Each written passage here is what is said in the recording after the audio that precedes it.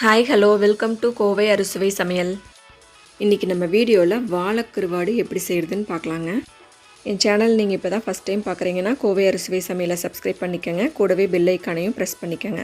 அப்பதான் நான் போடுற வீடியோஸ் உங்களுக்கு நோட்டிஃபிகேஷனா வரும். வாங்க இந்த வாழை கருவாடு எப்படி செய்யறதுன்னு பார்க்கலாம்.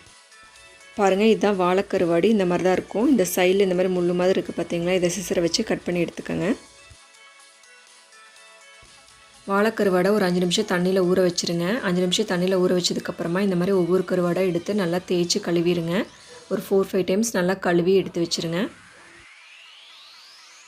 இது பெரிய கருவாடை தாங்க இருக்கும். கடையிலேயே கொஞ்சம் சின்னதாக தான் கட் பண்ணி கொடுப்பாங்க. நீங்கள் இன்னும் சின்னதாக வேணும்னா கட் பண்ணி எடுத்துக்கோங்க.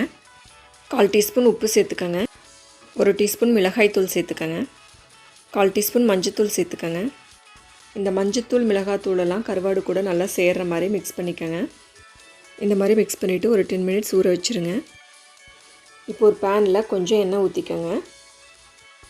எண்ணெய் காஞ்சதும் நம்ம மசாலா தடவி வச்சுருக்கிற கருவாடெல்லாம் இதில் சேர்த்துக்கலாம்.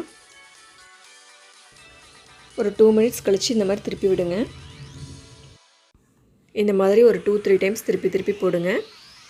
கருவாடு நல்லா ஃப்ரை ஆயிருங்க. அவ்வளோதாங்க, கருவாடு நல்லா வறுத்தாச்சு. நீங்கள் வாழை கருவாடு இதே மாதிரி கூட செஞ்சுக்கலாம், இல்லை இதேவே தொக்கு மாதிரி கூட செஞ்சுக்கலாம். இந்த வறுத்த கருவாடை தொக்கு மாதிரியும் செய்யலாங்க. இந்த கருவாடு வறுத்த அதே எண்ணெயில் ஒரு பெரிய வெங்காயத்தையும் ஒரு சின்ன தக்காளியும் நல்லா பொடியாக அரிஞ்சு சேர்த்துக்கோங்க. இந்த வெங்காயம் தக்காளி நல்லா வதக்கிக்கோங்க. 1/2 டீஸ்பூன் உப்பு சேர்த்துக்கோங்க. 1 ஸ்பூன் இஞ்சி பூண்டு பேஸ்ட் ஆட் பண்ணிக்கோங்க. 1/4 டீஸ்பூன் மஞ்சத்தூள் ஆட் பண்ணிக்கோங்க. 1/4 டீஸ்பூன் மிளகாய் தூள் ஆட் பண்ணிக்கோங்க.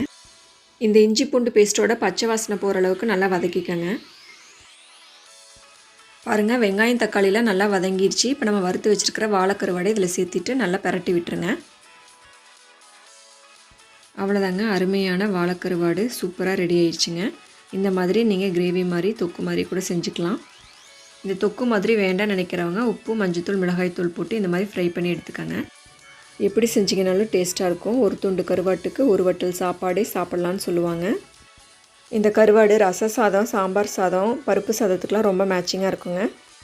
கண்டிப்பாக இந்த அருமையான வாழைக்கருவாடை நீங்களும் வீட்டில் ட்ரை பண்ணி பார்த்துட்டு உங்களோட ஃபீட்பேக்ஸை என் கூட ஷேர் பண்ணிக்கோங்க. இந்த வீடியோ பிடிச்சிருந்தா லைக் பண்ணுங்கள், உங்கள் ஃப்ரெண்ட்ஸ் அண்ட் ரிலேட்டிவ்ஸ்க்கு ஷேர் பண்ணுங்கள். சமைப்போம், சுவைப்போம், உணவையே மருந்தாக்கி ஆரோக்கியத்துடன் வாழ முயற்சிப்போம். தேங்க்ஸ் ஃபார் வாட்சிங் திஸ் வீடியோ. Thank you friends.